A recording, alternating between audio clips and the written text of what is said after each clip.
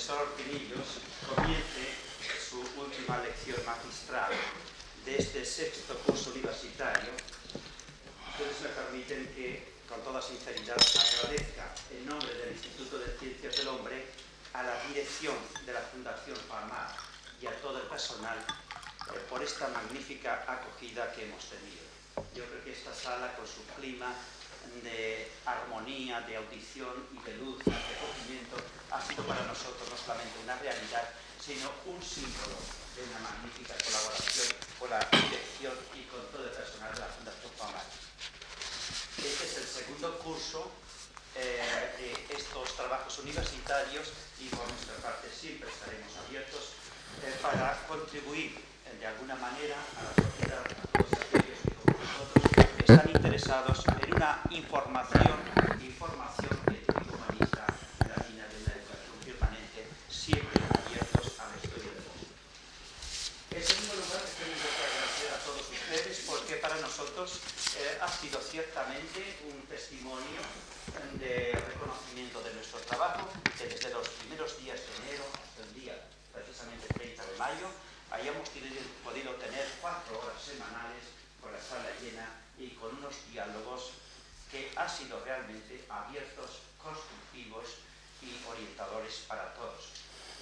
Y en tercer lugar, pero no al listo, al profesor Pinillos, que nos ha dado, como han dado también todos los profesores que han pasado antes, estas lecciones magníficas, verdaderamente magistrales, tanto por la información científica como después por su metodología.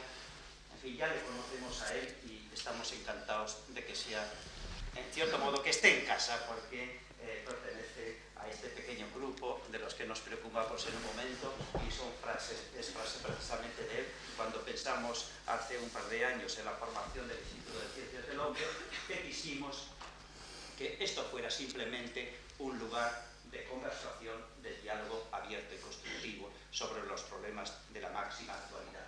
Con esto cerramos oficialmente nuestros trabajos de este curso, pero para aquellos que estén interesados en nuestra línea de trabajo, estaremos otra vez abiertos al público en noviembre con un congreso internacional sobre la familia, diálogo recuperable, y a continuación un pequeño simposio sobre formación terapéutica para educadores de estas familias funcionales de niños sin hogar. Y, entre tanto, naturalmente, iremos preparando también nuestros programas para el curso próximo. Muchas gracias por todo y sepan ustedes que siempre estamos abiertos en esta sencillez y simplicidad para todo diálogo que sea realmente abierto y científico. Muchas gracias.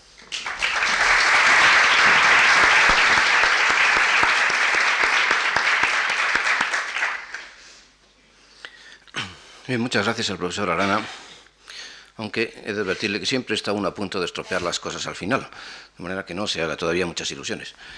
Y gracias a ustedes, en nombre de los ingenieros de caminos, que son los que hacen puente, los pontífices, porque hoy es puente, les veo a ustedes aquí y realmente es una de las satisfacciones más grandes que podía llevar la presencia de ustedes en un día como hoy.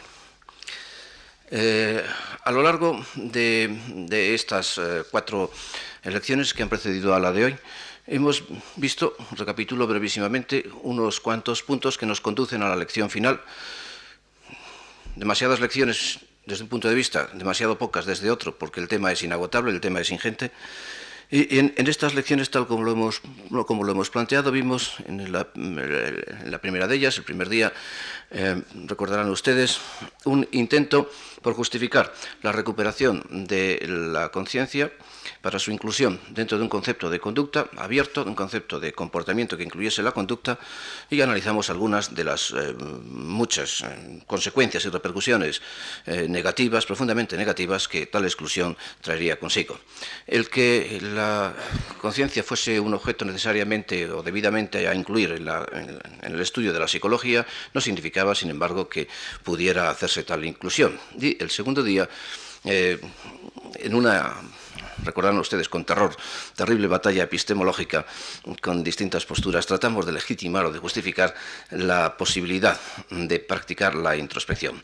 Así pues, la introspección en sentido muy amplio sería practicable y a la vez recomendable por cuanto su objeto, el análisis de esa realidad mental que da una interioridad, es un determinante inmanente de la conducta, que es la que lo convierte en algo más que en una pura cinemática, en una automática, era posible. Entonces, el día tercero lo dedicamos a analizar las condiciones biológicas que en el decurso de la evolución habían permitido la producción de un cerebro capaz de reflejar de una manera subjetiva el mundo objetivo en la forma que ustedes más o menos recordarán. Pude exponer de hitos de este decurso evolutivo y de fundamentos de ese metasistema que en el cerebro del hombre tiene la capacidad como de desdoblarse y de enfrentar al cerebro consigo mismo, permitiendo que esa conciencia colateral de que despectivamente hablaba Skinner fuera justamente el mayor refuerzo que puede tener el hombre como espectador de sí mismo, etcétera, etcétera, etcétera.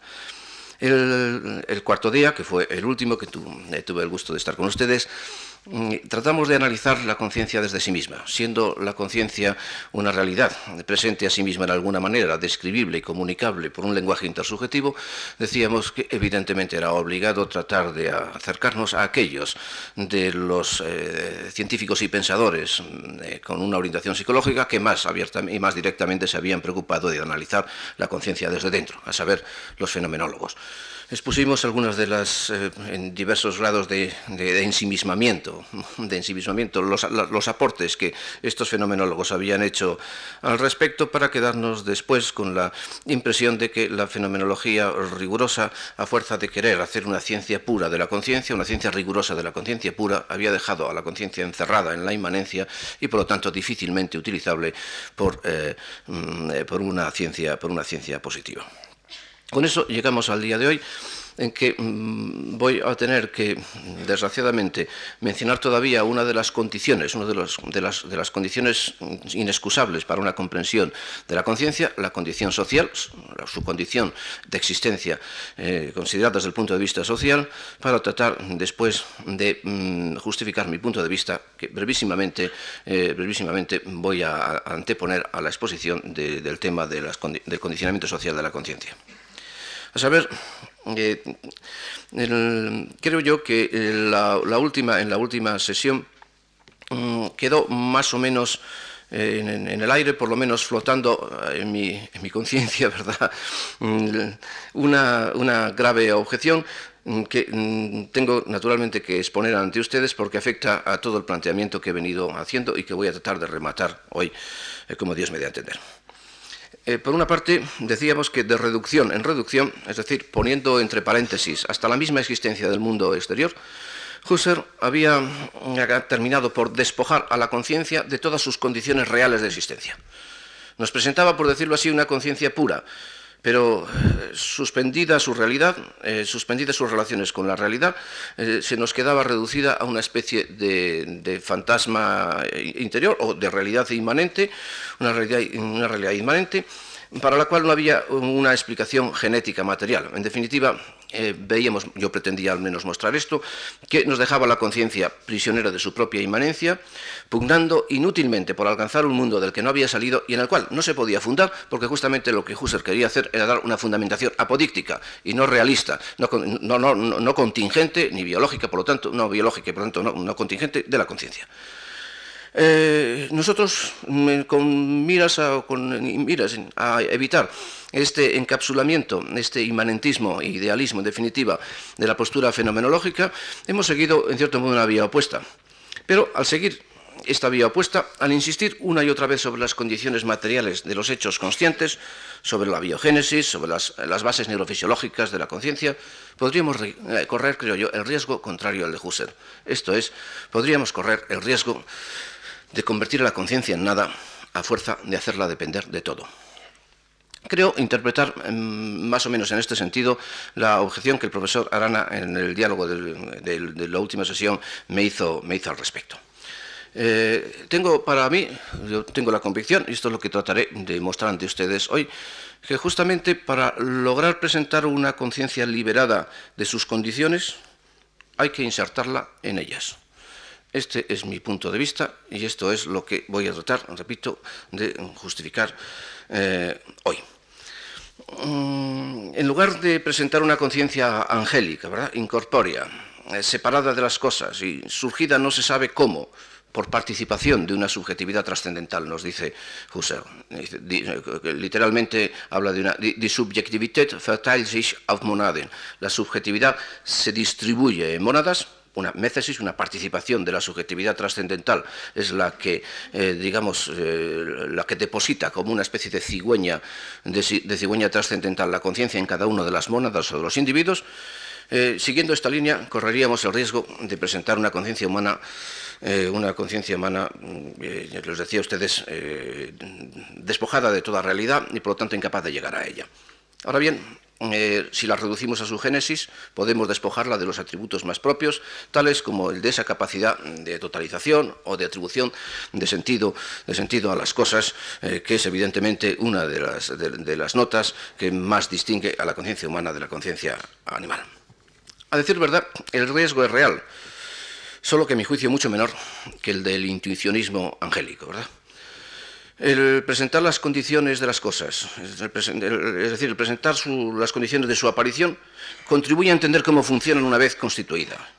Yo creo que esto es mejor que pensar que los niños vienen de París.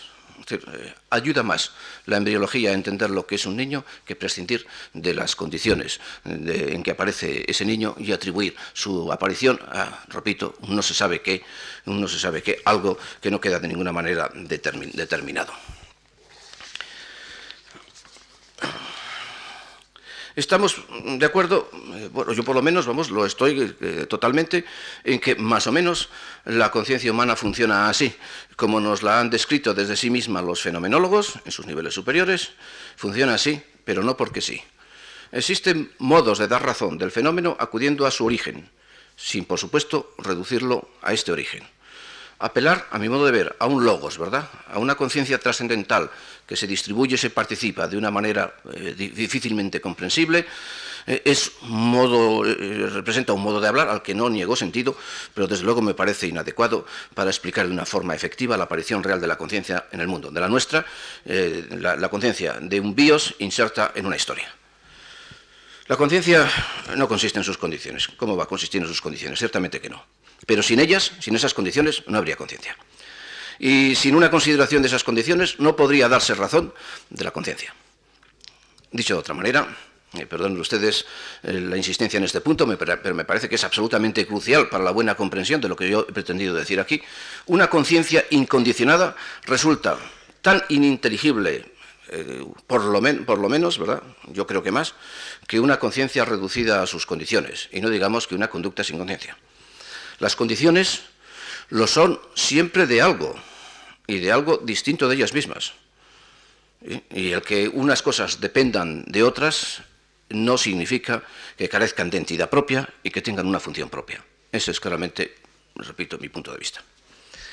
Bien, la primera de esas condiciones ya la hemos comentado. Se refiere a la existencia y despliegue de un sistema nervioso cuya actividad superior decíamos que es coextensiva con los actos conscientes del hombre, en el sentido, por lo menos, de que sin tal actividad nerviosa no hay conciencia, ni inferior, ni desde luego superior. Decíamos que nulla mens, ninguna mente sin cerebro, ninguna mente sin actividad nerviosa. En segundo término, el cerebro humano no es la conciencia. No, el cerebro humano no es la conciencia. El cerebro humano es la posibilidad de la conciencia. Una posibilidad que solo se actualiza o se cumple en el establecimiento de una relación vital con el medio exterior, relación mediante la cual el organismo existe en su medio. La conciencia no se agota, pues, en una mera fisiología cerebral. Esta es una reducción que jamás hemos mantenido nunca. Ni la conciencia del hombre, ni tampoco la conciencia del animal. En alguna manera podríamos decir que la conciencia en alguna manera tiene una realidad transistente, en el sentido de que necesita de dos existentes para existir, el cerebro y su medio, y no es reducible a ninguno de ellos. pero por supuesto tampoco es pensable sin ninguno de ellos.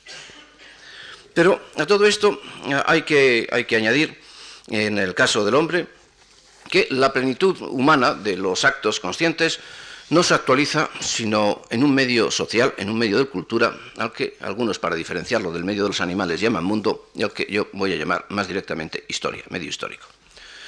Solo cuando en la conciencia humana se establecen estas relaciones con la historia, la conciencia animal se eleva a conciencia de sí, y en alguna manera trasciende el nivel del reflejo psíquico animal directo del medio presente a sus sentidos y se convierte en conciencia del mundo, en conciencia histórica. Así pues, el segundo gran condicionamiento, que nos guste o no, Bellis Nollis, es así, ¿verdad?, lo queramos o no. El segundo gran condicionamiento que la conciencia ha de tener presente para dar razón de sí misma es el del mundo social o histórico en el que aparece y sin el que, evidentemente, no aparece. No tener presente esto obliga a tomar dos líneas igualmente inaceptables a mi modo de ver. Una de ellas, la línea del idealismo. La otra, la línea del automatismo. Bien del automatismo del hombre de los reflejos condicionados como autómata de la sociedad, bien de otros automatismos a los que no he hecho alusión todavía, y si acaso lo haré luego, automatismos del inconsciente. Tanto una conciencia desencarnada como un autómata de la sociedad, me parecen maneras inaceptables de afrontar el tema de la conciencia, y en definitiva ninguna de ellas conduciría a la recuperación de la conciencia. Diremos, pues, algunas palabras hoy, en primer lugar, respecto a las condiciones sociales sin las cuales la conciencia humana no es posible, para presentar después el punto central, el nudo, ¿verdad?, de la cuestión, cuál es o qué se queda reducido el ser de la conciencia, la función consciente, una vez inserta en estas dos condiciones, la condición biológica y la condición social. Hay manera, partiendo de este doble condicionamiento, de extraer, de presentar una conciencia que no traicione a esos atributos que desde sí misma se le presentan al fenomenólogo, a esos atributos de propositividad, a esos atributos de totalización, de intencionalidad, que veíamos que los fenomenólogos nos describían desde dentro de la conciencia misma. Vayamos, pues, con el punto de las condiciones sociales de la conciencia humana. Por supuesto, no voy a enredarme, ni les voy a enredar a ustedes, con el consabido pseudoproblema del huevo y de la gallina, ¿verdad? ¿Qué fue antes primero? La conciencia o la sociedad o sus condiciones, etcétera, etcétera. Es evidente que desde un punto de vista paleontológico y desde un punto de vista evolutivo, antes de que hubiera vida, hubo realidad material, el sistema nervioso precedió a la conciencia humana y probablemente la conciencia humana y la realidad social surgieron en una interacción recíproca al mismo tiempo. Yo voy a prescindir de este enojoso y, en fin, en el fondo, pseudo problema de preguntar por el prius de las cosas, cuál de los dos términos era anterior, y adopto el punto de vista de la interacción recíproca, donde es el conjunto del proceso evolutivo lo que importa y no alguno de sus términos aislados. Sin cerebro no hay conciencia, y sin sociedad esa conciencia no se humaniza. Este es el punto, este último, que nos interesa ver hoy. Ya aludimos al profundísimo papel que el lenguaje, al menos en el hombre, desempeña en el mismo acto de darse cuenta de lo que registran los sentidos. ¿Recuerdan ustedes aquellos trabajos de Gazzaniga, del grupo de Sperry, que les comenté, donde cuando los dos hemisferios actúan por separado, lo que el hombre ve con el ojo izquierdo, es decir, con el hemisferio izquierdo, el hemisferio derecho a través del ojo izquierdo, realmente lo ve sin darse cuenta de que lo ve. Es decir, la función lingüística del hemisferio cerebral derecho parece ser que es fundamental en el acto de darse cuenta de lo que los sentidos registran.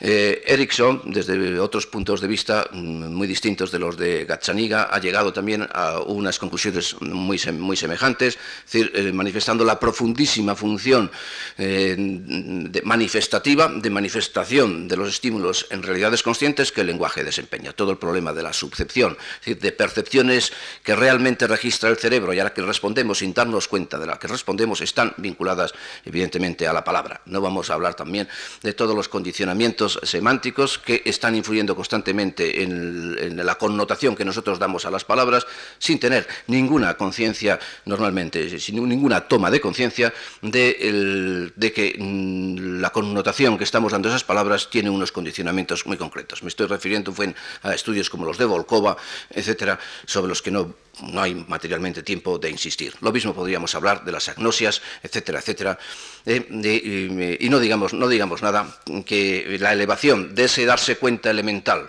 de ese darse cuenta que es meramente vigilancia, que es conciencia directa igual al animal, al plano de elevar esa conciencia elemental al plano del discurso racional propiamente dicho, no digamos nada, la función que el lenguaje proposicional, desde el punto de vista exclusivamente ya sintáctico, gramatical, ejerce en todo él, y con todos los condicionamientos, en fin, sociales, históricos, que van implícitos en esta influencia.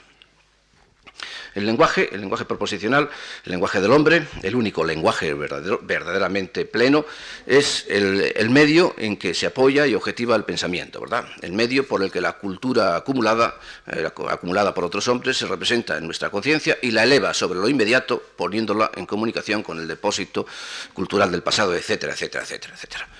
Y hay, desde luego, evidencia experimental. El último caso, como saben probablemente ustedes, es el de la famosa chica esta, Jenny, ¿verdad? De en qué queda reducido el organismo humano cuando desde la niñez se le desconecta de sus relaciones lingüísticas.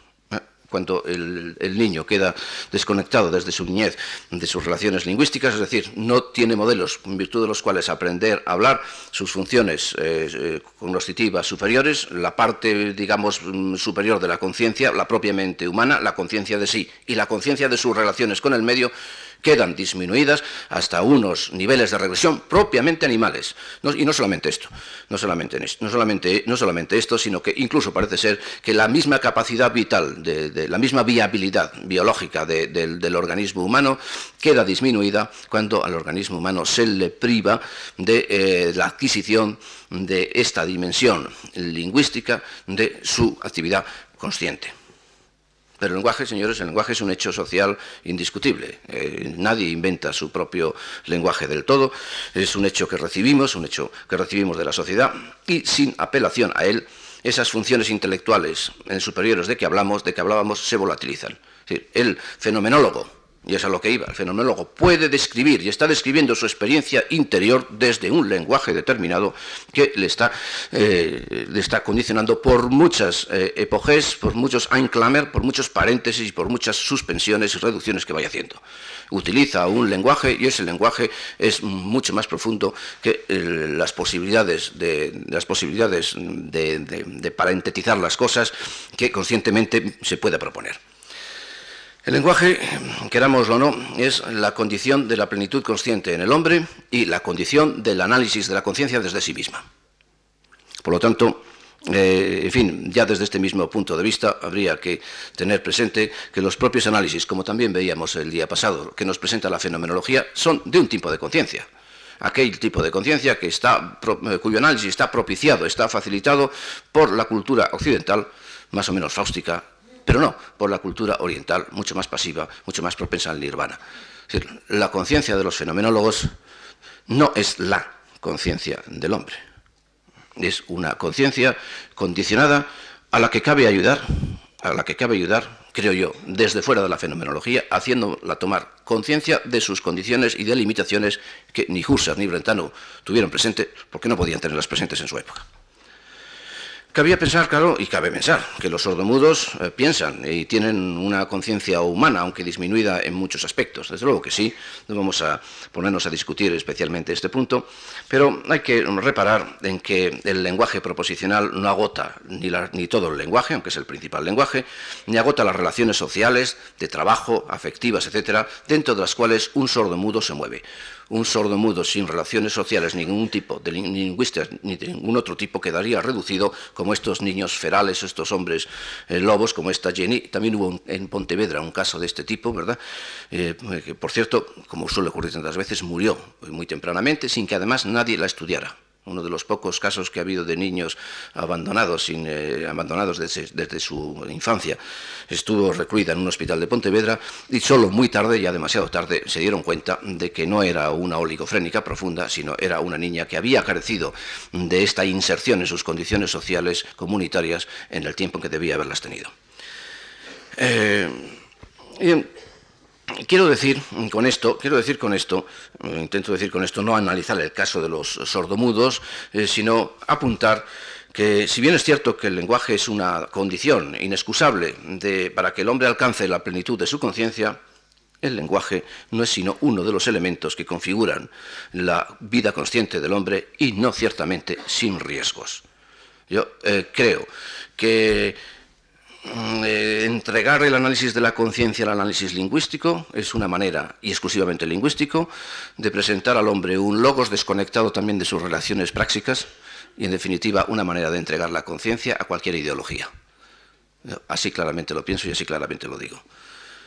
El lenguaje entraña, naturalmente que es el órgano del discurso, etcétera, etcétera, pero el lenguaje entraña una profundísima ambigüedad, y entraña una profundísima ambigüedad ya desde su propia organización biológica, siempre precaria, siempre inestable y muchísimo menos segura por ser una función última y tardía que otras funciones mucho más consolidadas. No solo también es el lenguaje ambiguo desde su propia estructura gramatical. En fin, no voy a ponerme a comentar ahora la frase tan conocida de Chomsky, que estructuralmente es inequívoca. Desde el punto de vista físico, están cazando cazadores.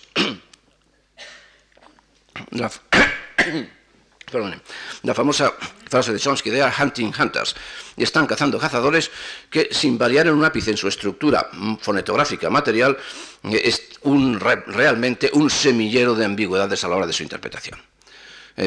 Croy, por ejemplo, ha hecho un análisis de la conciencia, concretamente de la conciencia moral, partiendo de esta ambigüedad y del análisis estructural de esta ambigüedad, y cosa que me limito también a mencionar aquí para no presentar, porque no quiero hacerlo, la idea de que el análisis de la conciencia tiene que moverse solo en el plano exclusivamente lingüístico. Está también la ambigüedad de las relaciones semánticas con las cosas. Quiero decir que toda la orientación del relativismo lingüístico constituye otra de las formas profundísimas de ambigüedad y de las trampas y riesgos que el lenguaje nos ofrece para el análisis de la propia conciencia. Por el hecho de constituir un producto histórico y, por lo tanto, relativo, lenguajes de diferentes comunidades condicionan la conciencia humana, la percepción humana, no solo el pensamiento, sino la propia percepción y la propia acción, de una manera que siempre es ambigua. Por una parte, podríamos decir que el lenguaje potencia el pensamiento y permite su expresión. Por otra parte, podríamos decir que el lenguaje es prisión y falsificación del pensamiento en cuanto nos ilumina unas cosas y nos impide ver otras. Toda la teoría de Benjamin Lee Ward, de Sapir, en definitiva de Humboldt, tratando de mostrar cómo en alguna manera el lenguaje es el órgano configurador del pensamiento, no el único, pero sí desde luego es uno de los órganos configuradores del pensamiento, apunta en este sentido y es como un caveat, ¿verdad? Un monitum, una palabra, una advertencia de prudencia que tenemos que poner frente a nosotros a la hora de evaluar y de interpretar lo que el lenguaje como condición de la conciencia permite aportar a su análisis. Por eso quería decir, y ya está dicho, que entre las condiciones sociales de la conciencia no pueden olvidarse otras, ¿verdad? No pueden olvidarse otras que están representadas en definitiva por la acción, sin referencia a la cual sin referencia a la cual función de la acción, repito, la función de la conciencia humana quedaría profundísimamente mutilada. Como ocurre en la ciencia, que las hipótesis hay que verificarlas por su contraste con la práctica, lo mismo ocurre, creo yo, o tiene que ocurrir en el análisis de la conciencia. Todos los datos y todas las hipótesis e interpretaciones que el lenguaje nos presenta al respecto de nuestra propia conciencia no pueden quedarse meramente en eso, en interpretaciones, porque, repito, son profundamente ambiguas, sino que han de, en alguna manera, intentar corregirse con la referencia a la praxis, con la referencia a la práctica. La unidad de acción-experiencia en que consiste el ser unitario que se llama hombre no puede apoyarse exclusivamente en uno de estos dos pies, ni en la experiencia ni en la acción. Tiene que esperarse, tiene justamente, yo creo, que apoyarse en el juego recíproco de la experiencia y de la acción, es decir, la teoría y de la práctica. En virtud de todos estos condicionamientos, que tienen sus aspectos negativos y indefinitivos, negativos y positivos, en definitiva, la conciencia animal, que es una conciencia, veíamos el primer día, directa, casi parece identificable con la vigilancia sensible que el organismo tiene frente a los estímulos inmediatos, esta conciencia directa y sensible de la realidad, la conciencia como reflejo sensible del mundo objetivo que el animal tiene delante de sus receptores, se extiende y comunica con los demás y se eleva a conciencia de sí, y una conciencia de sí íntimamente unida, inexcusablemente unida a una toma de conciencia histórica, ¿verdad? Es decir, una toma de conciencia en la que el yo se expande y se enriquece al ser vinculado con el nosotros y con el otro, con los otros de la historia que están presentes, repito, en esta inserción que el lenguaje produce, que el lenguaje tiene, ¿verdad? Que el lenguaje incide y muerde a la propia conciencia del hombre. He dicho muy brevemente, para terminar esta reflexión, yo les diría a ustedes que solo en la historia, ¿verdad?, el bios se hace logos, ¿verdad? Y solo en la historia el individuo se hace persona, y solo la vida biológica en la historia se hace vida biográfica, y que en definitiva y por lo tanto es la condición histórica la que permite adquirir la plenitud de su dimensión intelectual superior, la plenitud humana a la conciencia del hombre. Podríamos insistir muchísimo sobre estos aspectos, pero ya se pueden ustedes imaginar que hay para dar y tomar, como en todo lo que se refiere a todo, claro está. Pero lo que realmente me interesaba dejar claro hoy solo es un punto, a saber que la actualización de la posibilidad biológica del hombre, ¿verdad?, para instalar su vida en el plano de lo biográfico, precisa del concurso de unas condiciones sociales de las que el lenguaje es un elemento decisivo, pero no único. Es decir, sin condiciones sociales, la posibilidad biológica del cerebro no se, digamos, humaniza, y la conciencia animal no se eleva al plano de la conciencia humana. Ahora bien, una vez pergeñadas así como muy rápidamente, en fin, los rasgos que el condicionamiento social, en fin, en alguna manera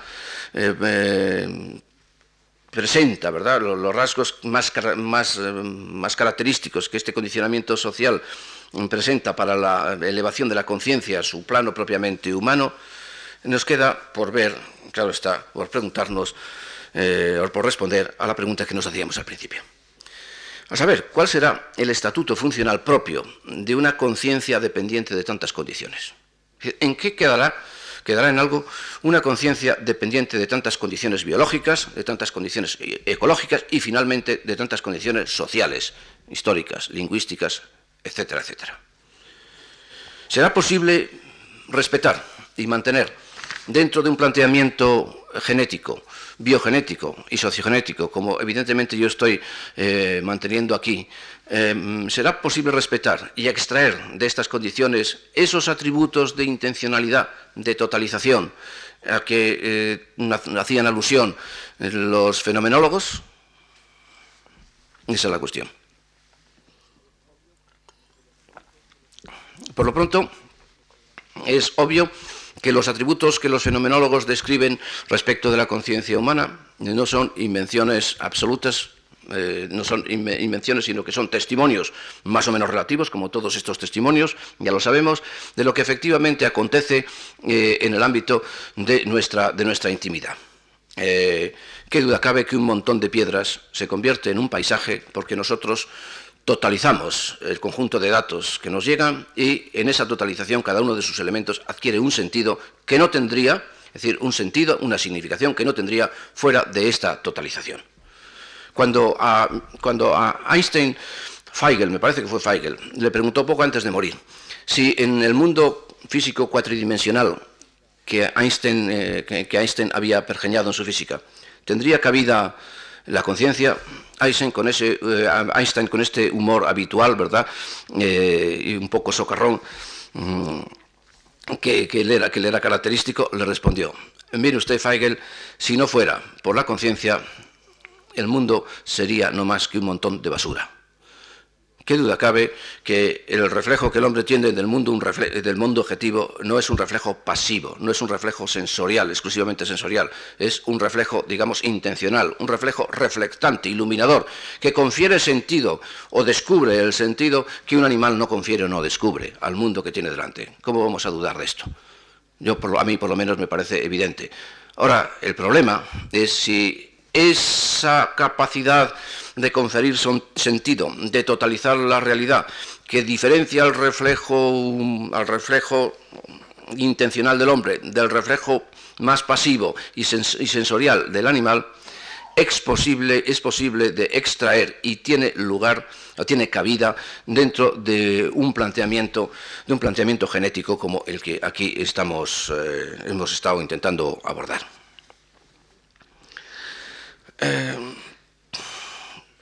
¿En qué se nos queda, pues, la conciencia dentro de nuestro planteamiento? Aquí quisiera hacer como dos apartados o dos momentos en la exposición. Un primer momento, recordarles a ustedes, para asumirlo y para aceptarlas, las principales modalidades descriptivas que la filosofía y la fenomenología, digamos, las posturas más espiritualistas o menos materialistas respecto de la conciencia han ido exponiendo a lo largo de los siglos. Naturalmente, no haré más que aludir a ellas, pero me parece que es la mejor manera de poner a prueba la fecundidad del punto de vista mío. Es decir, si ese tipo de atributos, ese tipo de caracteres con que se define la conciencia del hombre, tienen cabida en una postura, en una psicología que trate de situar la conciencia dentro de sus condiciones reales de existencia. ¿Será posible?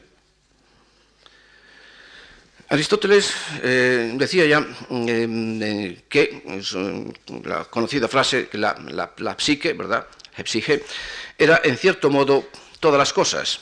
Y podía ser todas las cosas porque justamente no era del todo ninguna de ellas. Sartre ha penetrado muy agudamente en esta observación, en esta tan aguda de Aristóteles, tratando de mostrar la negatividad de la conciencia y que la conciencia consiste precisamente en darse cuenta de que su ser no es suyo, sino que su ser es la posibilidad de ser otra cosa de la que ella es.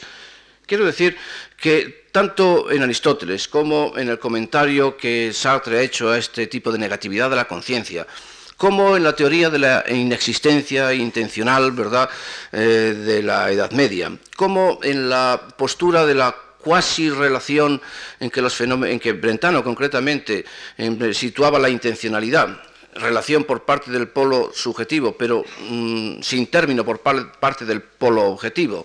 Es decir, abierta a su objeto, casi constituyente de él, tanto como por Descartes, que hizo al cogito diáfano para sí, invisible para los demás, es decir, distinto de la extensión. Por todas partes, más o menos se nos viene a mostrar, se viene a converger en la idea de que la conciencia, los actos conscientes son inespaciales, los actos conscientes no son materiales, o al menos carecen de todas las notas que en el lenguaje ordinario, en el concepto ordinario, caracterizan a la materia. Para decirlo de una forma que resuma todas estas posturas, parecería ser como si las cualidades conscientes fuesen cualidades dadas en el tiempo, temporalmente dadas, pero no dadas en el espacio. Brentano, Hamilton, es decir, muchísimos fenomenólogos y no fenomenólogos han abundado en esta aproximación del acto consciente, no a la nada, pero sí a algo muy distinto del ser material, algo que es casi la nada, que es la potencia, algo que carece de las notas de extensión y de ocupar un lugar en el espacio. El consensus es grande, podríamos ampliarlo muchísimo más por lo que respecta a este punto, ¿verdad? La conciencia no es materia en el sentido en que es la materia con que operamos en la vida vulgar. Y por lo tanto parece difícil de compaginar una conciencia inmaterial en este sentido, que no se corresponde con el concepto de materia que todos tenemos en nuestra vida cotidiana, no parece que esto pueda compaginarse con una concepción como la que he presentado aquí, en virtud de la cual la conciencia es un acto de un cuerpo orgánico referido a un medio físico o a un medio social. ¿Cómo pues un acto corporal referido a un medio material podría encajar, ¿verdad? Podría encajar, vamos a decir, alojar, no digo encajar, perdonen, alojar estas características inmateriales que acabo de brevísimamente aludir. Una manera de poner a prueba este reto, llevando las cosas al límite, pues va a ser muy sencilla. Exponer ante ustedes o comentar ante ustedes cuál es la postura del materialismo dialéctico al respecto. Es decir, sí, en el materialismo dialéctico hay cabida para una conciencia inmaterial, en la cual estos atributos que los fenomenólogos describen puedan ser extraídos o se considere que son compatibles y coherentes con su inserción en unas condiciones materiales, será, quiero yo, que como la prueba al límite, que permitirá por lo menos admitir que en una postura como la mía puedan tener cabida también estos atributos superiores y privilegiados de la conciencia humana que acabo de aludir.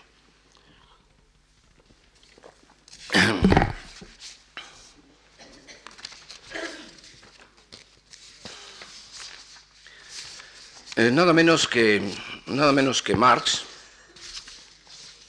y veremos que no solo él, sino otros, me pasa lo de siempre, que no sé dónde dejo los papeles.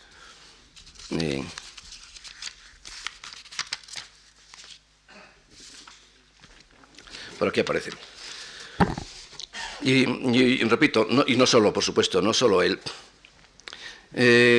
han hecho una serie de afirmaciones que para una persona no familiarizada con estas posturas, digamos, de materialismos no mecanicistas, de materialismos que no los materialismos del Carbonero del siglo XIX, sino materialismos de otra índole muchísimo más actual y más fina, resultarían sorprendentes. Recuerden ustedes este pasaje tantas veces citado de Marx a propósito de la araña.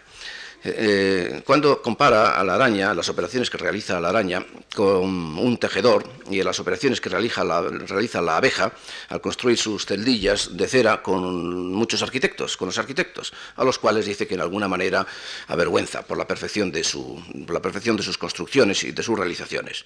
Pero, añade Marx, El peor de los arquitectos se distingue desde el comienzo mismo de sus operaciones, de la mejor de las abejas, porque antes de construir una celdilla de cera, la ha construido ya en su mente. Al terminar el proceso de trabajo, se consigue el resultado que al principio del mismo existía ya en la mente del que lo ha producido, es decir, idealmente. Prius in intentione, diría un escolástico, posterius in execuzione, ¿verdad? Lo que es primero en la intención y en una intención mental es lo último que se realiza.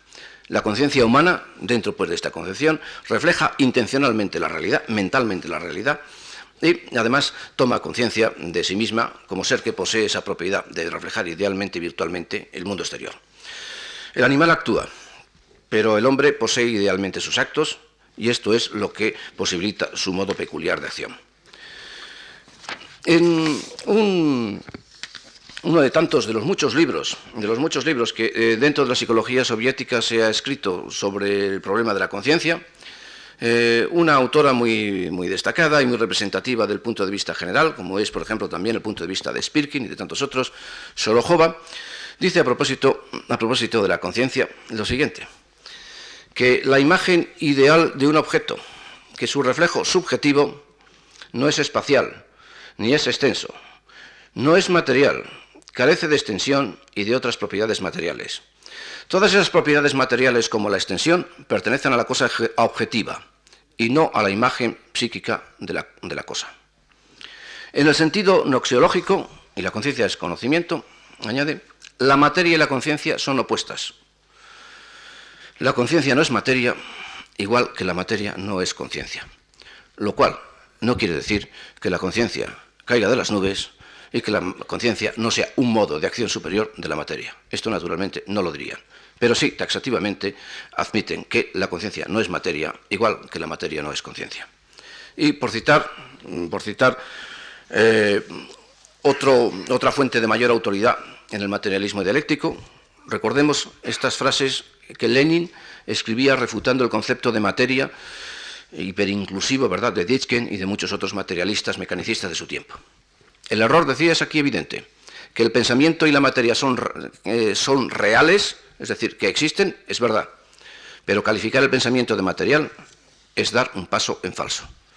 El pensamiento es real, pero el pensamiento no es material. El pensamiento es una forma de realidad que brota de la materia, es una producción de la materia, pero que no consiste en la materia tal, repito, y como se ha venido entendiendo en la física del siglo XIX y se ha venido entendiendo en el lenguaje ordinario. El objeto del pensamiento, por decirlo de otra manera, trataré de profundizar un poquito más en este punto, que me parece crucial como para abrir la posibilidad de sacar la conciencia de sus condiciones reales. El objeto del pensamiento y el pensamiento del objeto son opuestos. El primero, el objeto del pensamiento, existe objetivamente, al margen de nuestro pensamiento, mientras que el segundo solo existe como acto subjetivo de una persona. Por ello, muchas personas distintas pueden pensar el mismo objeto, porque el pensamiento es suyo, el objeto no. Lo cual nos lleva a esta sorprendente conclusión, que lo que hace, repito, llevando el ejemplo al límite, y si ese límite valdrá también mi posición, lo que hace el materialismo dialéctico al subrayar las condiciones materiales del acto consciente humano no es en modo alguno reducirlo a una materia dotada de extensión, a un acto material en el sentido grueso de la expresión. ¿Cómo puede ser posible eso?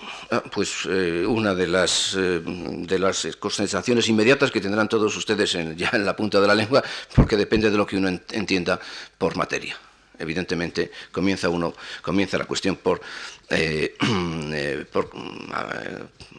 radica la cuestión en definir qué es lo que uno entiende por materia. Yo, como saben ustedes, probablemente no soy físico y, por lo tanto, hablo aquí no por boca de ganso, sino por boca de físicos como Heisenberg, que tienen una cierta reputación en el problema de la interpretación de la materia, o por boca de Niels Bohr, que también parece que entendía algo acerca de estas cuestiones. Y lo que cualquier lector saca en consecuencia, cualquier lector que saca en consecuencia de lo que puede acceder en la presentación no matemática de las teorías de la física cuántica, es que el concepto de materia ha variado profundísimamente en la física actual, y que el lenguaje ordinario y la concepción ordinaria que nosotros tenemos de lo que es la materia está enormemente alejada de lo que para los físicos actuales la materia es. Heisenberg nos dice a propósito de la interpretación de las partículas últimas, de las partículas elementales últimas, si son materiales o no, o si son energía o son materia. A propósito de este problema, que para nosotros tiene cierta importancia, afirma, entre otras cosas, afirma algo que voy a comentar muy brevemente. En un principio, cuando las partículas elementales pudieron verse indirectamente, porque jamás nadie ha visto una partícula elemental directamente, sino ha visto sus huellas en una cámara de niebla o en una cámara especializada, se ven sus huellas, no se ven las partículas. El hecho, sin embargo, de que pudieran verse estas huellas de las partículas confirmó para muchos la opinión de que las unidades mínimas de la materia eran realmente objetos físicos en el mismo sentido en que lo son las flores, las piedras o esta mesa. Pero, agrega Heisenberg, las leyes de la teoría cuántica demuestran que nuestros conceptos intuitivos ordinarios, lo que pensaban de la materia, se pensaba en el tiempo de Leibniz, se ha venido pensando después, que tiene una extensión, que no pueden estar dos cuerpos ocupar el mismo lugar, etcétera, etcétera. Todo eso no puede utilizarse de forma inequívoca para describir lo que ocurre con las partículas elementales. Puede afirmarse que todas las partículas están hechas de la misma sustancia fundamental, a la que cabe llamar lo mismo energía que materia, o añadiríamos nosotros realidad. Y realmente cabe afirmar que las unidades mínimas de la materia no son, estas son palabras textuales de Heisenberg, cabe afirmar que las unidades mínimas de la materia no son objetos físicos en el sentido ordinario de la palabra, son formas, estructuras, ideas.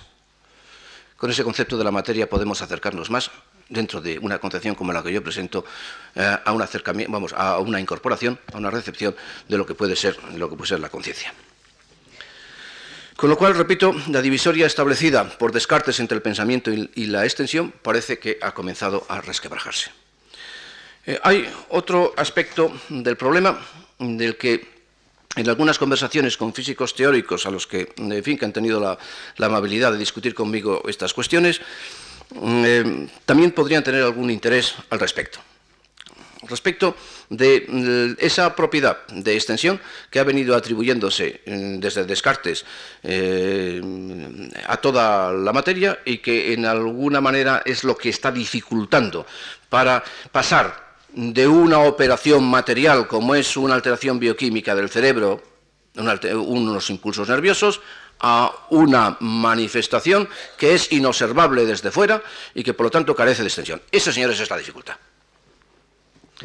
Cuando yo hablé con esto de este problema con algunos físicos, me dijeron, bueno, esa dificultad tendría relevancia respecto de las partículas elementales que se llaman fermiones, pero sería totalmente irrelevante, o carecería de dificultad, si tenemos en mente las partículas que se llaman bosones.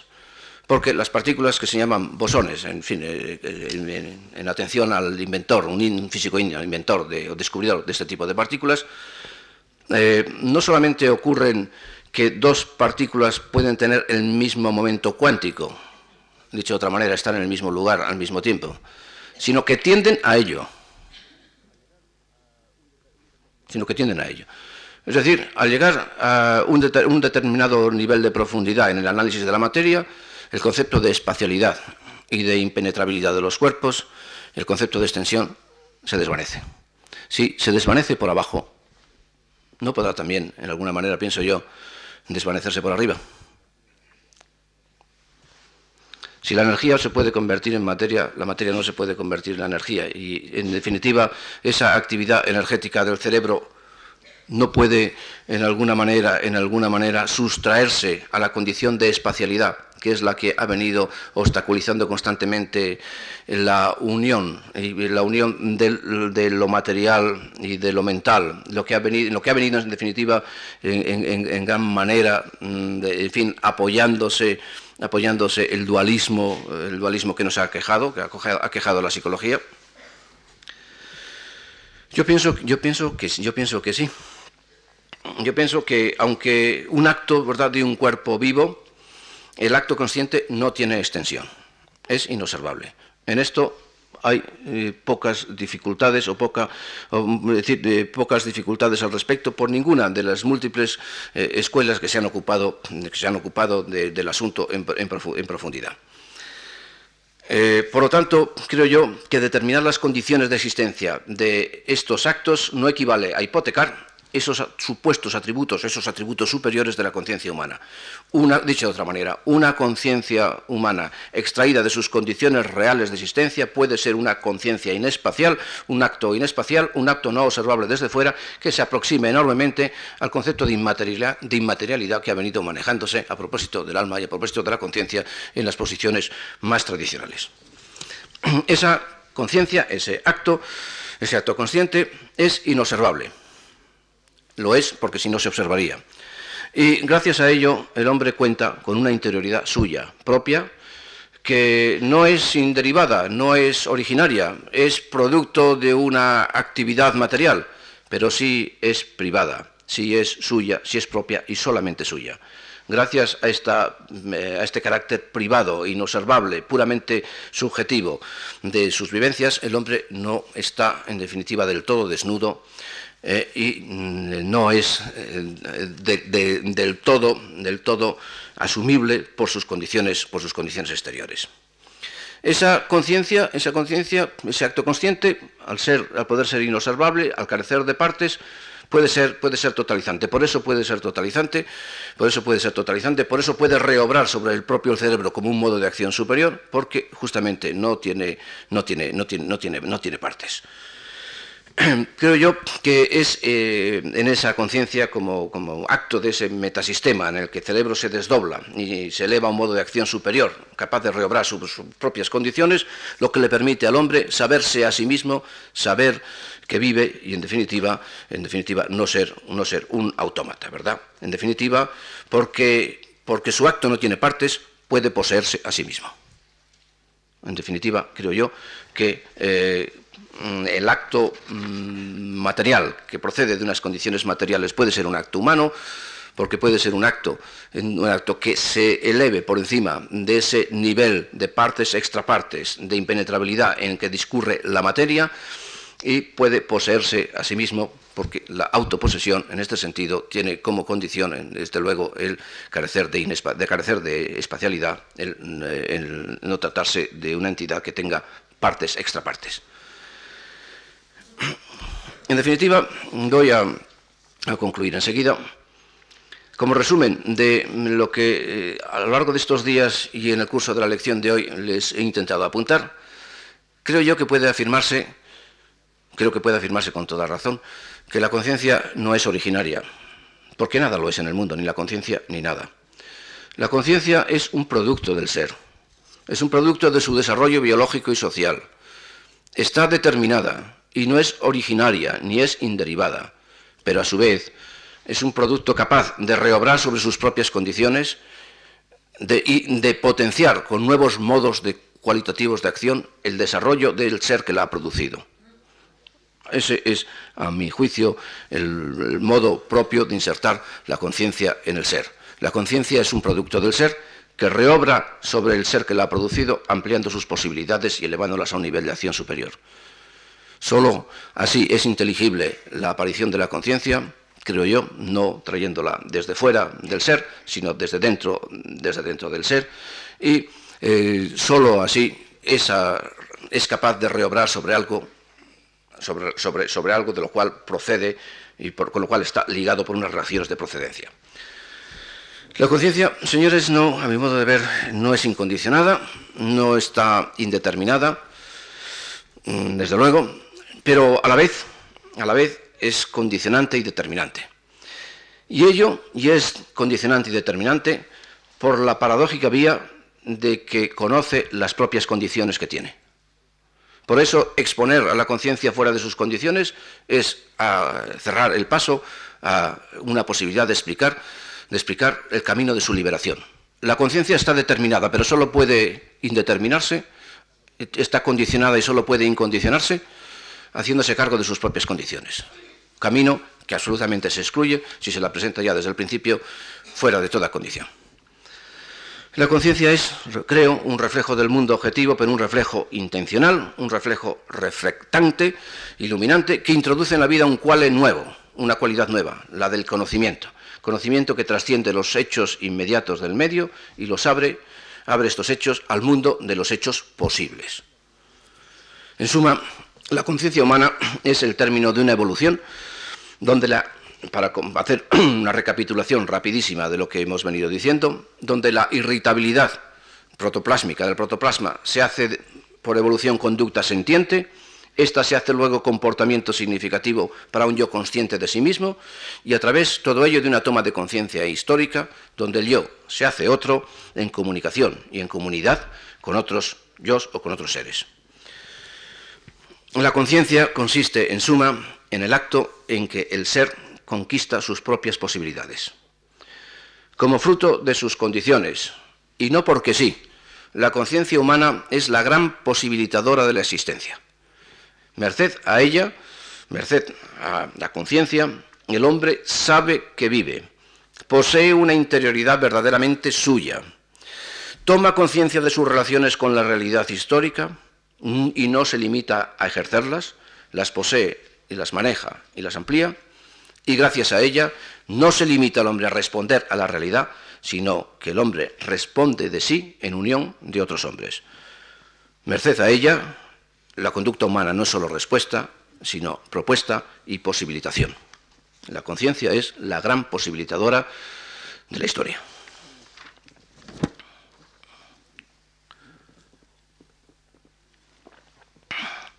En fin, y todo tiene su término. Con estas reflexiones creo yo que puedo pasar a establecer algunas conclusiones que recapitulen y presenten el sentido de lo que he querido decirles a ustedes a lo largo de estas 5 lecciones. Quedan, cómo no, infinidad de problemas oscuros, de aspectos sin analizar, de detalles que habría que profundizar o rectificar. Pero yo voy a decirles a ustedes cuál ha sido el mensaje que he pretendido y por qué he pretendido llevarles a ustedes este mensaje.